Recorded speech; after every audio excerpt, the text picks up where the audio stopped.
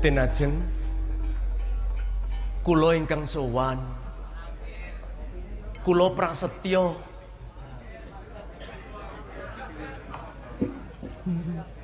kok lagi tekan kene? Loh.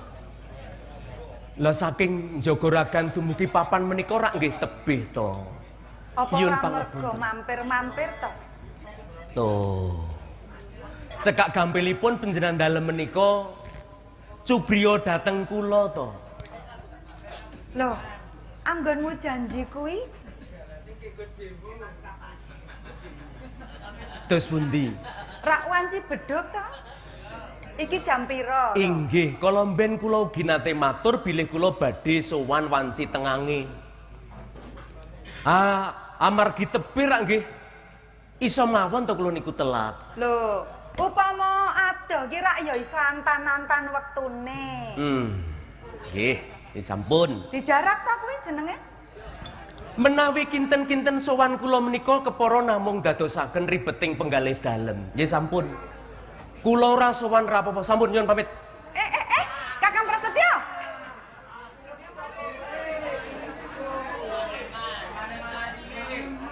Kakang Prasetyo. Mboten enten ginanipun kula sowan menawi panjenengan dalem tanceping raos dhateng kula kados ngaten Tenajeng. Kakang. Mbok ya kowe kuwi ngrasake. Nek wong janji terus diblenjani kuwi rasane piye? Jengkel ta ya? Padha mawon ati kula rasane keloro-loro. Bareng kula sowan ten Taman Kagungan Dalem kok mung dipaido. Nganti kaya jagat niku wong wadon sing gelem karo kula niku mung panjenengan. Oh, dadi kaya ngono to, Kakak? Yen pancen kaya ngono ya ora apa-apa. Apa rumangsamu ora ana sing gelem karo aku? Oke tunggale.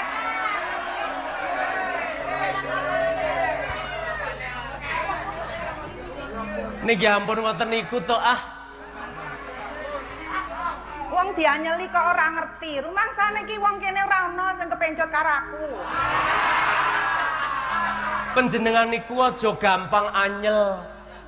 Ampun gampang mangkel. Mundak gampang tuwa. Lho sing gawe anyel sapa? Sing gawe mangkel sapa? Sakniki kula sowan ten Taman Kagungan Dalem telat sithik. Leh kula sowan tak rewangi. Telat sithik piye wong nyatane suwe banget ngono kok. Lho kula niku rak natohaken nyawa kula to. Nganti kula niku konangan prajurit jaga, njur kula dicekel dipateni kula. Nyatane ya ora konangan ngono. Oh, nggih sampun. Yen pancen sowan kula mboten wonten nggih sampun kula bali.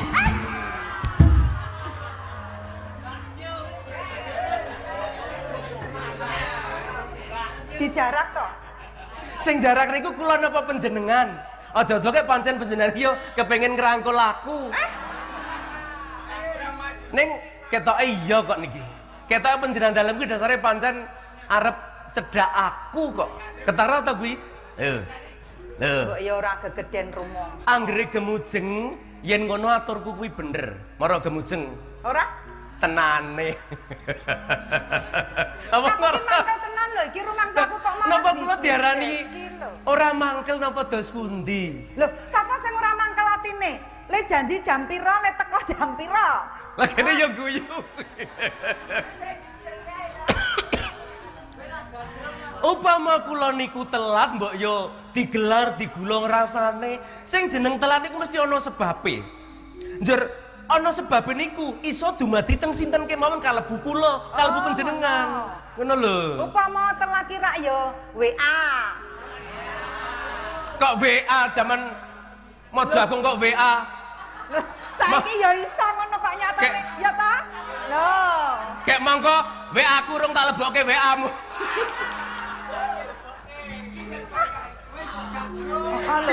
Ora ngono kuwi to. Lho, sakniki kula ketemu ten taman niki kudune panjenengan dalem menika seneng. Yen pancen merentul saka sakjroning ati. Banget ngenteni tekamu kuwi seneng banget.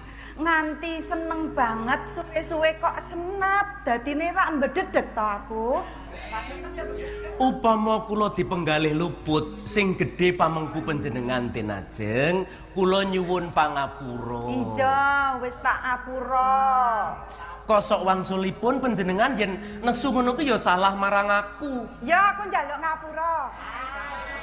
Terus pundi? Njaluk ngapura. Ayo padha-padha. Pun kula niku rak niku dilalekke mawon. Kaya dene awake dhewe niku ora bar padha paben. Kula niku ketang kepengin ngesok raos pangraos kula dhateng panjenengan dalem. Ning iki mau lehmu mlumpat beteng rak ya ora piye-piye ta? Kula menika sampun matek kaji. Saliring reh samukawis kasagedan kula sampun kula watek. Ana donga sing anyar Sri Kiti Rejuna mangana tembok randra tunggu donya, ana dandang tunggu layon. Tak watek jebul niku petunge wong ngitung meluk keris. Lah, petung luk keris kok nggo. Ning tujunipun bapak kula niku rak kawruhe pepak. Pun kula duwe cara supaya kula iso ngendhukke beteng. Ngedhukke beteng melompat nglimpeke prajurit jaga nganti kula iso slamet tekan taman kagungan dalem menika. Matur nuwun ya Kakang. Lah nggih to, ngono kok dadak nganggo nesu. Mongko panjenengan dalem menika apa nek nesu njur ketok ora ayu? Padha mawon tetep ayu ten mripat kula. Aja ngono lho, isin aku. Nggih, kula niku westune ten ati kula duwe rasa mamang, mangu-mangu. Perkara apa? Lho, kula niku namung prasetya anake Warok Jagaraga mengko panjenengan dalem menika Denajeng Sekarniti putranipun Ndara Bupati Maja Agung. Kok isih Loh, ngrembug perkara kuwi to, Kang? yen wonten lelakon kaya koten niku apa ora jeneng cecak unta lempiak. Mengko wekasane kula ya mung arep dadi kere munggah bali. Mendah lo ing kaya ngapa tumrap wong liya. Kula rak mamang niku aja-aja panjenengan miyuratine gampang duwe panemu beda. Kakang Prasetyo. Bola-bali aku wis kandha. Yen tresnaku marang Kakang Prasetyo kuwi ora ana tandingi. Saestu napa? Tenan. Mbok cobi kula sak menika tak mireng pratela panjenengan. Alah mbok yo ket mau. Lah wong mau ketungkale arep padu kok panjenengan dalem menika. Janjane kowe kangen to karo aku? Alah ngono dadak tak.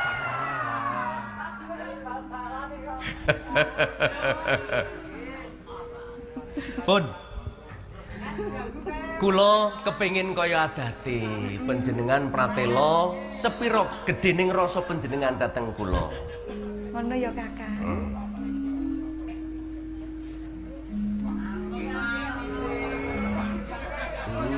Kok dogem remeng to iki? Monggo. Rina wangi dadi hati. Nggih. Wengi mboten napa-napa nek awan ra entuk kalodhangan. Tanpa dahar, tanpa nindra,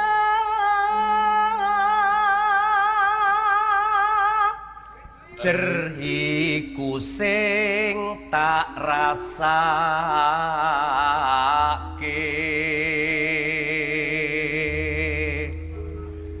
Tansah kumawanging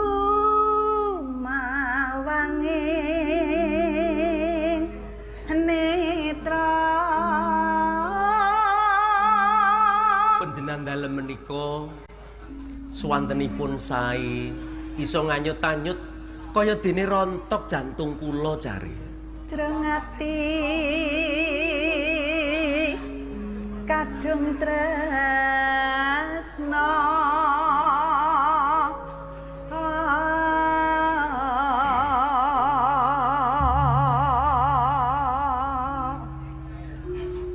Tan liya hamung sliramu. Rasah kepengin Satemah lara khas marah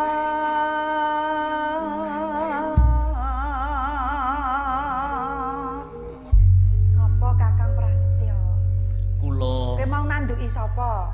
Loh, niku abdi dalam taman kok. Abdi dalam taman. Dudu. Abdi dalam taman niku. Dudu. Niku lho sing Kuwi kawula kadek. oh, ngendi? Kadek. Napa? Oh, gandek. Enggak. Woi, yen pangapunten. Bul gandek kok. Kepriwe? Hah? Apa iya? Lila nono aku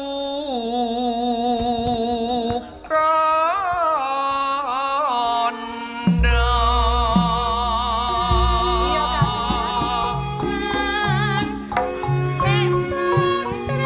Terus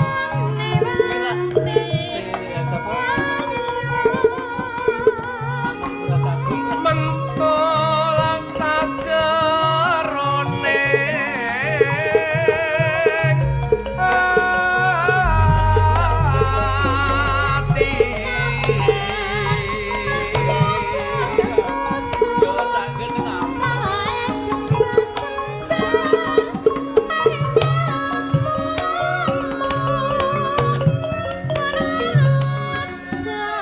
ngeten iki lho.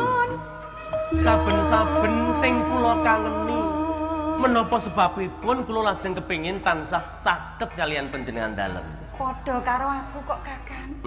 Aku kuwi ora ana priya sing tak tresnani kejaba mung Kakang Prasetyo. Saestu napa? Tenan. Wong ayu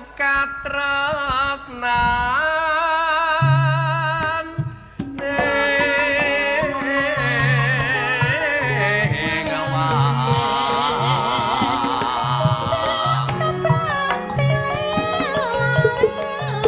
anteping rasa kula nganti mboten sinayudan jane.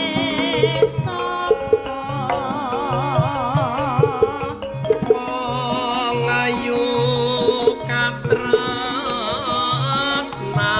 katresnan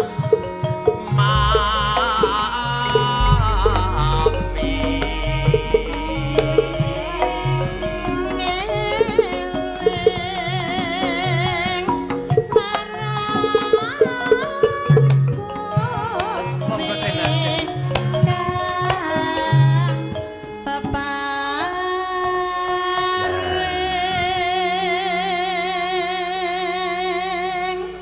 Nanging nung sewu mboten sah diuyek-uyeke ngoten.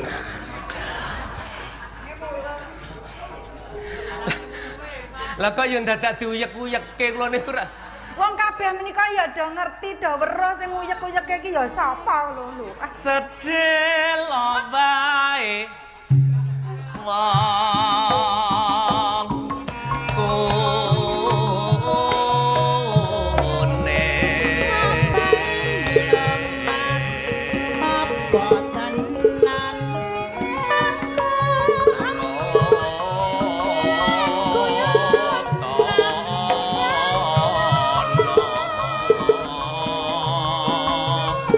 jero atiku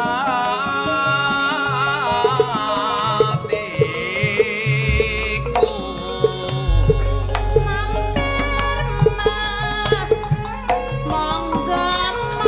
pundi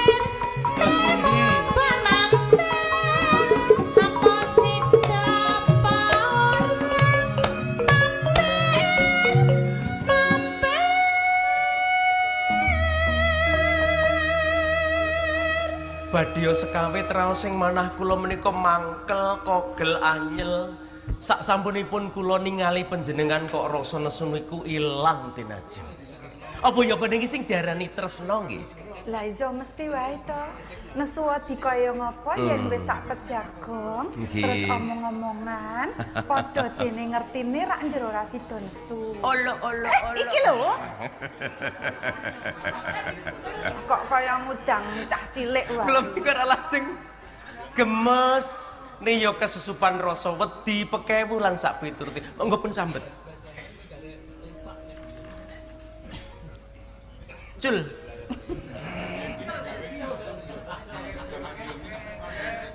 Apa? Saketolan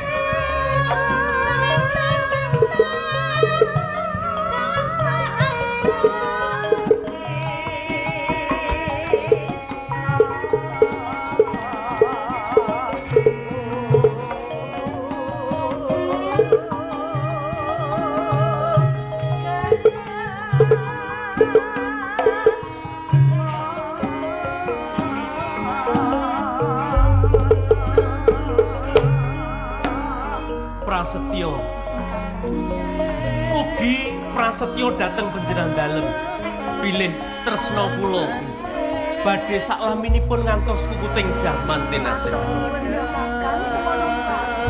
Katresnanku marang Kakang Prasetyo ya nganti sak kukuting jaman. Saestu saged kula bondheli tinajeng.